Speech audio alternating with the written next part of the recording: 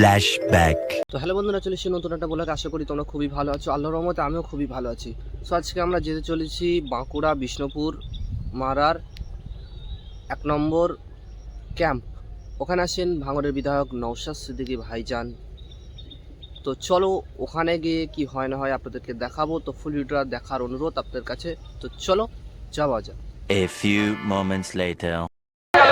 টাকা ফেরত দিয়ে কার টিকিট চামড়া তুলবে কার বলো লোকাল দালালরা যারা টাকা দিয়েছে এইগুলোকে বাঁচানোর জন্য টোটাল যারা মেধাবৃত্তিতে চাকরি পেয়েছে তাদেরকেও চোর বানিয়ে দিল। এই জবাব সরকারকে সুযোগ দিয়েছিল যে সঠিক তথ্যটা জমা করুন। এসএসসি পরিষদ রাজ্য সরকারের আন্ডারে থাকে, তিনজনকে ঘুষ যদি সঠিক তথ্যটা দিয়ে দিত যে এইগুলো অবৈধ পন্থা অবলম্বন করে চাকরি পেয়েছে। এই শওকত মোল্লারা যে সরকারের সাথে যুক্ত, এরা কবরস্থানের উপরে বাড়ি বানিয়ে দিয়েছে। এগুলো উদ্ধার করবেন না? এই উদ্ধার আমাদের করতে হবে। যখনই ওরা ভয় পাচ্ছে তো এই জন্যই এই আন্দোলন সংগঠিত করে বিজেপিকে যদি হাঁটু কেড়ে বসানো হয়, বিজেপির এই আন্দোলন করে যদি বিজেপি আইনকে প্রত্যাহার করে নেয়, এর পরের টার্গেট তো এই কবরস্থানকে উদ্ধার করা। ওরা করে কামিয়ে খাচ্ছিল, ওদের চাপ হয়ে যাবে, ওই জন্য আন্দোলনটা ভাঙতে চাইছে, বাতিল হয়ে যাবে। তাই অনুরোধ করছি, আসুন গণতান্ত্রিক প্রক্রিয়ায় শান্তিপূর্ণভাবে আপনারা আন্দোলন সংগঠিত করুন, আওয়াজ তুলুন। রাজ্য সরকারের অপদার্থতার জন্য আমরা মেধাযুক্ত, আমাদের চাকরি বাতিল হয়েছে। অবিলম্বে সমস্ত মেয়র যে ওই মার্কশিট আছে পাবলিশ করুক। প্রকৃত যারা চাকরি চুরি করেছে, চাকরি চুরি করে যারা স্কুলে গিয়েছে তাদেরকে বাদ দিয়ে যোগ্যগুলোকে শিক্ষা কেন্দ্রে পাঠানো হোক। এই আওয়াজটা আমরা তুলছি। সাথে সাথে যোগ্য শিক্ষক শিক্ষিকাদের উদ্দেশ্যে বলছি, আমরা শুধু তুললে হবে না, আপনারা এগিয়ে আসুন। আপনাদের সাথে ইন্ডিয়ান সেকুলার ফ্রন্ট থাকবে। আপনাদের সুরে সুর মিলিয়ে যোগ্য যারা তাদেরকে স্কুলে যাওয়ার যাতে ব্যবস্থা অবস্থায় চুরি না করেছে আর দোষ উকিলদেরকে দিচ্ছে। আমি বলছি তো, যদি আমি ভুল বলি আমার নামে মামলা দিতে বলবেন। এই 26,000 যে চাকরি বাতিল হয়েছে, তৃণমূল কংগ্রেস চুরি করেছে বলেই বাতিল হয়েছে, আমি বলে দেখাবো, জিজ্ঞাসা করবেন। এখন আমি দ্বিতীয় পয়েন্টের উপরে আলোচনা করি যে ওয়াকফ যে সংশোধনী আইন 2025 কেন বাতিল করবার জন্য আমরা বলছি।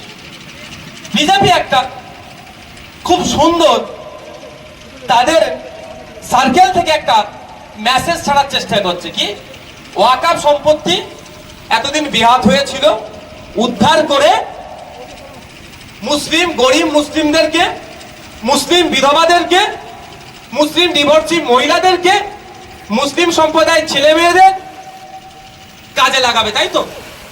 তাই ভাই, শুনলে কিন্তু জানটা ঠান্ডা হয়ে যাবে না? এই চালিয়ে যাবেন ভাই, যতদিন না প্রত্যাহার করছে আন্দোলন চালাবেন, আন্দোলন চালাবেন, আন্দোলন চালাবেন, আন্দোলন চলবে। পুরো দালালের কথাই শুনে আন্দোলন বন্ধ করবেন। আমি দালাল বলতে বাধ্য হলাম, আমার মুখে কিন্তু শব্দ আসে না, দুর্ভাগ্য আমাদের। ভাই আপনার যেখানে ইচ্ছা আপনি যাবেন, যেখানে ইচ্ছা আপনি নাও যেতে পারেন, আপনি সেটা বলে দিতে পারেন আমি যাবো না, ঠিক আছে, কিন্তু সময় বেঁধে দিবেন আপনি কে? আমি তবে একটা জিনিস আপনাদের বলবো, আন্দোলনটা কিভাবে হবে? গণতান্ত্রিক প্রক্রিয়ায় শান্তিপূর্ণ আন্দোলন হবে, সেটা করবেন তো ভাই? আপনাদের উত্তেজিত করার চেষ্টা করলেও আপনারা উত্তেজিত হবেন না। আমি ধন্যবাদ জানাই বাঁকুড়া জেলার কিছু ইসলামিক স্কলারদের, কিছু মুফতিদের, কিছু ইমামদের। গত কয়েকদিন আগে তাদের বক্তব্য আমরা শুনেছি, তারা যেভাবে সমাজের সঠিক বার্তা দিয়েছে যে মানুষের মতো জনপ্রতিনিধি তৈরি করতে হবে, তাদেরকে আমি স্যালুট জানাই। তাদের এইভাবে পাশে থাকা যারা কথা বলছে সমাজের জন্য, তাদের কাছে যে বার্তা দিয়েছে, লড়াইয়ের আরো শক্তি জুগিয়েছে, তাদেরকে আমি ধন্যবাদ জানাই। ভাই এখন আপনারা আস্তে আস্তে বিদায় নেবেন। কারণ কি বলুন তো? ভোট পচানোর কারণ এটাই, যত ভোট পচাবে তত তৃণমূলের পোয়া ভারী হবে। তৃণমূলের বিরুদ্ধে একটা ভোট গেলে তৃণমূলের যত ভোট পচাবে বিজেপি তত লাভ হবে। তো তৃণমূলের 2টা এমপি রাজ্যসভার ভোট পচিয়েছে, তাহলে কার লাভ করালো? এই যে লাভ করালো, এর বিরুদ্ধে কোনো ব্যবস্থা গ্রহণ করেছে কি? ওরা করেনি। আর আপনাকে আমাকে দিল্লি গিয়ে প্রোগ্রাম করার কথা বলছে। সামনে ভোট আসছে, যাকে মনে হবে আপনার ভোট দেবেন, আমি জোর করবো না। ভোটের সময় এসে ভোট চাইবো, ভালো লাগলে ভোট দেবেন, নাহলে দেবেন না। কিন্তু ভোট চাইতে হলে এবার কি বলবেন? কি বলবেন? এইখানে ভোট চাইতে আসবে না, যাও দিল্লিতে গিয়ে ভোট চাও।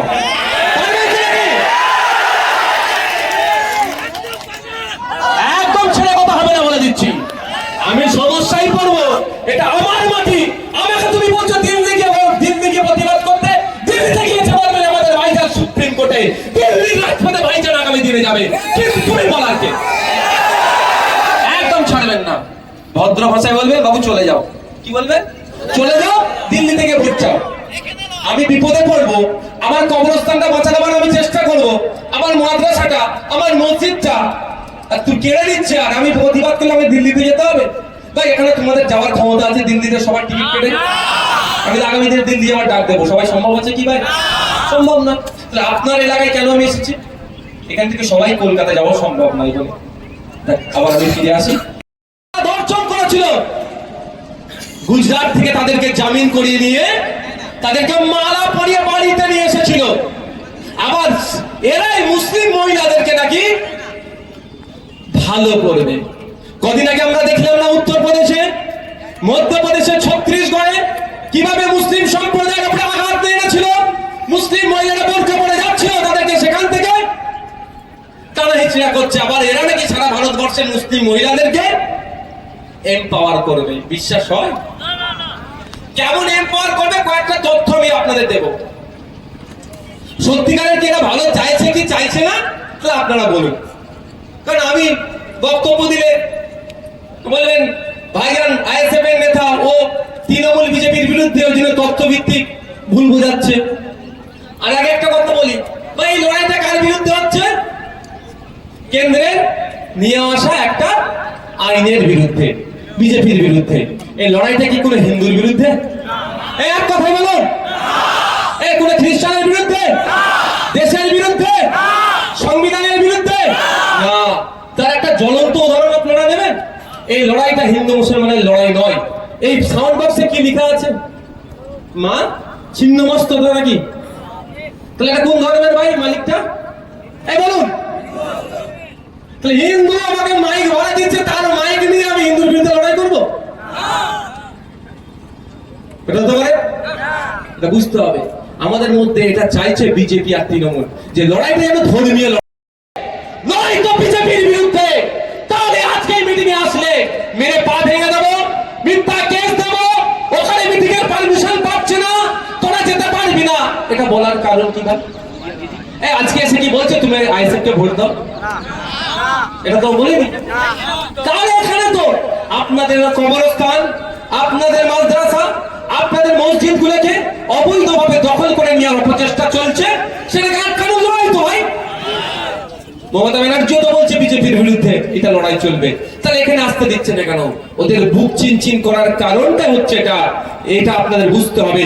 পশ্চিমবাংলায় আন্দোলন সংগঠিত হবে, এই আন্দোলনের ঝাঁজ মহারাষ্ট্রে যাবে, মহারাষ্ট্রের মানুষ শক্তি পাবে। পশ্চিমবাংলার আন্দোলন সংগঠিত হবে, এই আন্দোলনের ঝাঁজ উত্তরপ্রদেশে যাবে, উত্তরপ্রদেশের মানুষ শক্তিশালী হবে। এখানে আন্দোলন হবে, আপনার কর্ণাটকাতে আওয়াজ যাবে, এখানে আন্দোলন হবে, ত্রিপুরাতে আওয়াজ যাবে, এখানে আন্দোলন হবে, অসমে আওয়াজ যাবে। তারা এই আওয়াজটাকে, এই ক্ষমতাটাকে তারা ওখানে আবার জাহির করবে। আর বাংলাতে ওটাই মমতা ব্যানার্জি সরকার হতে চায় না। হলেই তো বিজেপির লস হলে ওনাদের লস। এটা হচ্ছে দিদি ভাইয়ের একটা ভালো সম্পর্ক আছে, দিদি ভাইয়ের একটা ভালো সম্পর্ক আছে। সম্পর্কটা কেমন? দিদি যখন চাপে পড়ে দাদা তখন সহযোগিতা করে, দাদা যখন চাপে পড়ে দিদি তখন সহযোগিতা করে। এখন দাদা চাপে পড়েছে, দিদি সহযোগিতা করছে।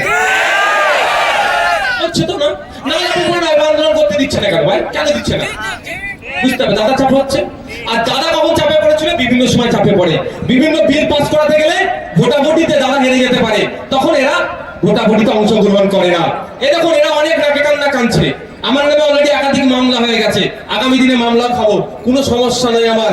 যখন কেন্দ্র এই বিলটা পাস করেছিল, ফেসবুকে আমি আমার অ্যাডমিনদেরকে দিয়ে পোস্ট করিয়েছিলাম, তুমি আমাকে জেলে দাও, আমি পিছপা হব না। তুমি আমার নামে মিথ্যা মামলা দাও, আমি পিছপা হব না। তুমি যদি আমাকে খুন করো, আমি পিছপা হব না। তোমার এই অসাংবিধানিক আইনের বিরুদ্ধে আমি লড়ে যাবো। এই মামলা দেওয়ার অনেক আগে আমি পোস্ট করে রেখে দিয়েছি আমার অ্যাডমিনকে দিয়ে, জানি এগুলো হতে পারে। তবে হ্যাঁ গণতান্ত্রিক প্রক্রিয়ায়। হিংসার পথ অবলম্বন করলে সেই আমি আন্দোলনে নাই। Violence is the not right way, এটা সঠিক রাস্তা নয়। কোন জায়গায় আলাদা আলাদা করে, কোন জায়গায় একসাথে, কিন্তু অধিকার সুনিশ্চিত করেছে। কেমন সুনিশ্চিত করেছে? মুসলিম সম্প্রদায়রা আল্লাহর জন্য বা তাদের বংশের জন্য কোন সম্পত্তি উৎসর্গ করতে গেলে সেটা দেখভাল কারা করবে? সেই বোর্ডটার নাম হচ্ছে ওয়াকাফ বোর্ড। হিন্দু ধর্মের সম্পত্তি ধর্মীয় ক্ষেত্রে মন্দিরে দেওয়ার জন্য বা দেবদেবীর নামে যে সম্পত্তিটা দেবে তাকে আমরা কি বলি? দেবত্ব সম্পত্তি বলি। এবার প্রশ্ন হচ্ছে, তাহলে মুসলিমদের ওয়াকাফ বোর্ড আছে, হিন্দু ভাইদের আছে কিনা নাই? আপনাদের এখানে বিখ্যাত মন্দিরের নাম কি? বাঁকুড়া জেলায় তো মন্দির প্রচুর আছে, বিখ্যাত বিখ্যাত মন্দির আছে, জয়রামবাটিতে আছে, আর বিভিন্ন জায়গাতে আছে। আসার সময় তো দেখছিলাম অনেক মন্দির আছে। প্রত্যেকটা মন্দিরে দেখবেন সম্পত্তি আছে। সেই সম্পত্তিগুলো কোথায় থাকে? এই রিলিজিয়াস এন্ডোমেন্ট গুলো কিভাবে হয়? আইন অনুযায়ী হয়। ঠিক যেভাবে মন্দিরের সম্পত্তি আইন অনুযায়ী রক্ষণাবেক্ষণ হয়, তাকে আমরা সহজে দেবত্ব সম্পত্তি বলি, হিন্দু রিলিজিয়াস এন্ডোমেন্ট বলি। আর মুসলিমদের মাজার, মসজিদ, ঈদগাহ সম্পত্তিগুলো রক্ষণাবেক্ষণের জন্য ওয়াকাফ বোর্ড আছে, আমরা তাকে মুসলিম রিলিজিয়াস এন্ডোমেন্ট বলি, শুধু নামের তফাৎ। হিন্দু ভাইদের জন্য আইন আছে তাদের ধর্মীয় সম্পত্তিকে রক্ষার জন্য, মুসলিম ভাইদের জন্য আইন আছে। আমার হাতে একটা কাগজ আছে, কাগজটা হচ্ছে দা উত্তরপ্রদেশ শ্রী কাশী বৈশ্বনাথ টেম্পল অ্যাক্ট 1893 সালে তৈরি। কাশী বৈশ্বনাথ মন্দির আছে না উত্তরপ্রদেশে, ওই মন্দিরের রক্ষণাবেক্ষণ কিভাবে হবে, ওই সম্পত্তি কে দেখভাল করবে, তার জন্য একটা উত্তরপ্রদেশ সরকারের একটা গেজেট পেশ করেছিল অক্টোবর 13, 1883 সালে। ঠিক আছে, সেখানে বলা হচ্ছে যে এই মন্দিরের যারা রক্ষণাবেক্ষণ করবেন, এই অ্যাক্টটা, এই কমিটিতে যারা আসবেন, তারা সবাইকে হিন্দু ধর্মের হতে হবে। এটা আইন। কোথা থেকে আইনটা এসেছে? দা রিলিজিয়াস এন্ডোমেন্ট অ্যাক্ট 1863 সালে তৈরি। সেই রিলিজিয়াস এন্ডোমেন্ট অ্যাক্ট বলছে 1863 তে বলছে যে, আপনার এক মিনিট, রিলিজিয়াস এন্ডোমেন্ট অ্যাক্ট 1863 তে বলছে যে আপনার member should be from same religion and not different. যে মেম্বার হবে সেই ধর্মেরই হতে হবে, অন্য ধর্মের হবে না। এটা কে বলছে? 1863 সালে আমাদের যে আইন ছিল, এখনো আছে, দা রিলিজিয়াস এন্ডোমেন্ট অ্যাক্ট। সেই রিলিজিয়াস এন্ডোমেন্ট অ্যাক্ট অনুযায়ী কাশী বৈশ্বনাথ মন্দির টেম্পল অ্যাক্টে অহিন্দু কেউ থাকতে পারবে না, এটা বৈধ। এই দা রিলিজিয়াস এন্ডোমেন্ট অ্যাক্ট অনুযায়ী ওয়াকাফ বোর্ডেও কোনো অমুসলিম থাকতে পারবে না। যেমন করে আন্ধ্রপ্রদেশে, যেমন করে তামিলনাড়ুতে, যেমন করে আপনার কর্ণাটকে, বিভিন্ন স্টেটে, ইভেন আমাদের পাশের রাজ্য বিখ্যাত মন্দির উড়িষ্যা, নকল করে মমতা ব্যানার্জি করছে। জগন্নাথ মন্দির কোন কি করছেন, কেউ বলছে চ্যারিটেবল ট্রাস্ট করছে, কেউ বলছে কালচারাল সেন্টার করছে। তো জগন্নাথ মন্দিরের এই নকলের আমি ভাই বিরোধিতা। আমি একটি কথা বলবো, কালকে মক্কা শরীফের নকল করতে পারে এরা, বিশ্বাস নেই এদেরকে মুসলিম মন পাওয়ার জন্য। আমি এর বিরোধিতার জন্য। মন্দির 100 করবে কি 1000 করবে, সরকারের দায়িত্ব নেই, মানুষ কত ইচ্ছা করবে। কিন্তু ওর নকল এখানে হচ্ছে, এখানে গিয়ে নকলে দিতে হবে। এখানে তো আপনার মক্কা শরীফের কাবা শরীফ বানাতে পারে এখানে এরা, মমতা ব্যানার্জি। বিশ্বাস আছে? এটা মাথায় রাখবেন, বিশ্বাস নেই এদেরকে।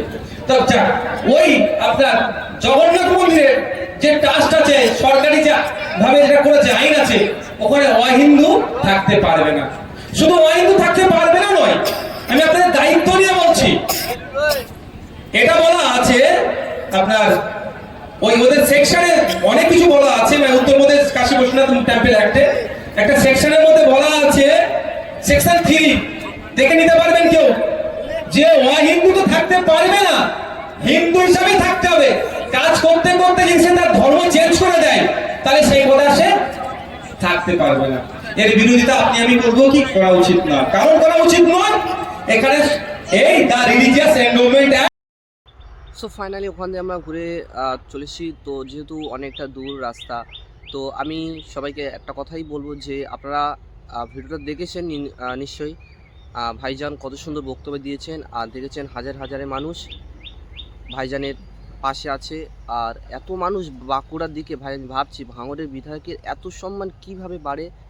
আর ভাঙড়ের বিধায়ককে এত লোক ভালোবাসে কেন আমি এটাই বুঝি না।